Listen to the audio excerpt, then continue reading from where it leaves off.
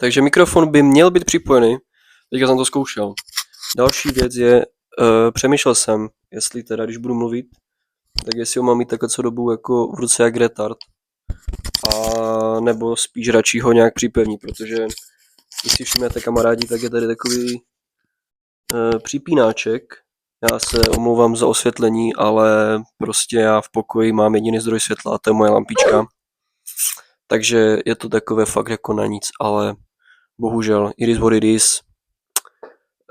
Doufám, že mě i tak vidíte, zkusím se nějak potom podívat na to, jak to vypadá při stříhání a trošku to upravit, ať vypadám jakože lépe osvětlený. No, takže jdeme to vyzkoušet.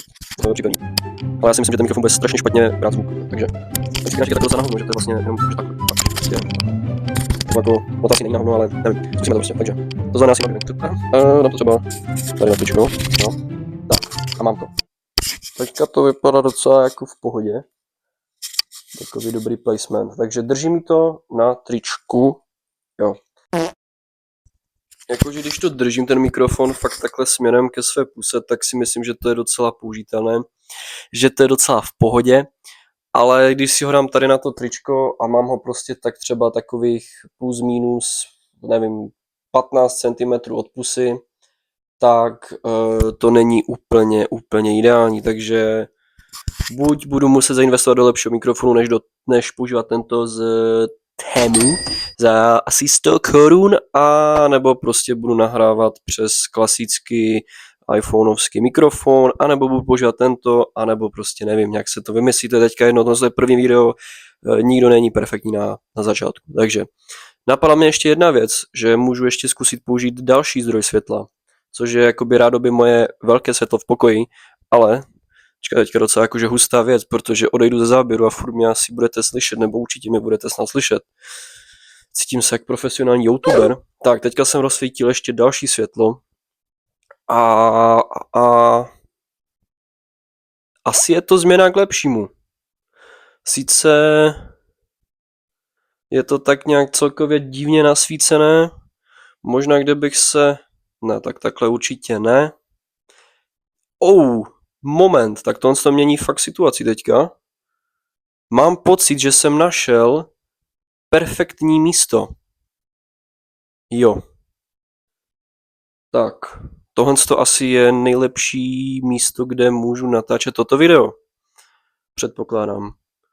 Ještě můžu zkusit nějak natočit svou lampičku. Wait a minute. Takže, ty vole. Zkusím to nějak natočit, i když nevím, jestli nějak to jako pomůže. Nebo spíš je to upřímně změna k horšímu. Těžko říct. Ve svém pokoji často nenatáčím. No, ty vole, tak teďka jsem asi oslepl. No nic. Tak teďka jsem trošku natočil svou lampičku a hovno vidím. No, nevím. Asi lepší světlo už tady nenajdu. Když jsem moc blízko, tak vypadám zase divně. Když jsem tady nějak tak to vypadá docela v pohodě. Stíny jsou tak nějak všude. Počkejte ještě chvíli. Já to otočím radši tam, kde to bylo přesně nějak takhle. A myslím si, že momentálně asi jsem udělal vše. Já si myslím, že tohle je docela použitelné. Mám za sebou takové docela jakože pozadí, že tohle je televize a tohle je oblečení. Takže je docela v pohodě pozadí, řekl bych. Ještě by to chtělo nějaké plagáty a bylo by to úplně nádherné. Takže, jak už jsem zmiňoval, já ještě se budu muset koukat tady vám do obličeje. To jsou teda první videjko na tomto kanále. Juhu! Točím to už asi tak po 151., 2., 3., 4., 5., 6., protože jsem nespokojený buď se světlem, a nebo s tímto krásným mikrofonem. Takže tak. Mám trošku rýmu, takže se omlouvám. Venku zima, -10, viry všude jsou kolem nás, takže trošku mě to poznamenalo taky. Takže tak.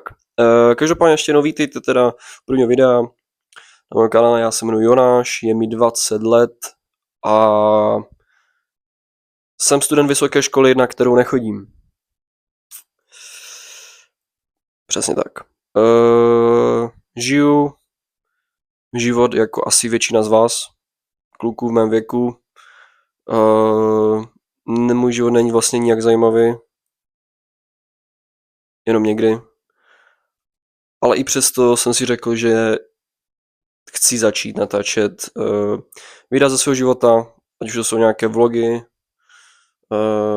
já ani nevím, jaké jsou všechny jako různé typy videí, ale nějaké vlogy, videa z posilování, videa z jezení, videa ty vole z ježdění autem, chození po baráku, po obyváku, chození po zahradě, prostě všechno budu natáčet, protože to chci dělat, baví mě to a chci prostě vybudovat trošičku nějakou komunitu lidí, kteří mě třeba budou mít trošku rádi a pokud aspoň bude jeden jediný člověk, který se pojí na to video a třeba ho budu motivovat k tomu, aby se snažil nějakým způsobem zlepšit nebo aby natočil taky své první video nebo prostě cokoliv, tak to bude pro mě největší satisfakce, největší úspěch a budu mít z toho největší radost, takže to je upřímně jako hlavní důvod, proč to dělám a tak. Takže jo, takže tak. Když tak omlouvám se za nějaké nedostatky, dělám tohle po hodně dlouhé době. Naposledy jsem takhle natočil video asi 7 let zpátky, takže dlouho jsem to nedělal, ale myslím si, že i přesto snad moje videa budou stát aspoň trošku za to a tak. Takže tak. To je tak všechno, co bych vám chtěl říct na začátek. Budu rád, když mi dáte odběr, když mi dáte like, hlavně když mi dáte nějaký komentář, napíšete něco zajímavého, napíšete buď, že se vám třeba video líbí, anebo nějakou smysluplnou kritiku, něco jiného než čau, stojíš za hovno. Tak zkuste napsat něco kritického jinak. Ale já věřím, že se vám to bude líbit ten videa. Mám vás rád a vidíme se za... Ani nevím vlastně, co říkám, jakože já tohle prostě natáčím prostě out of nowhere teďka v pokoji ani nevím, kolik je hodin, protože mi nefungují hodinky, ale asi tak 11 večer a řekl jsem si prostě, že natočím úvodní video na svůj kanál. Takže pokud to video pokračuje, tak to, co teďka říkám na konci, neberte vážně a užijte si video, pokud po tom videu, po tom už nic není, tak se nás budu těšit další videa, takže tak. Čau. To tady jako docela masivní úhel, kámo. Co ti jebe? Čo ti jebe? Však to je ruka do píči, že 45 cm minimálně oboru. Yes. No.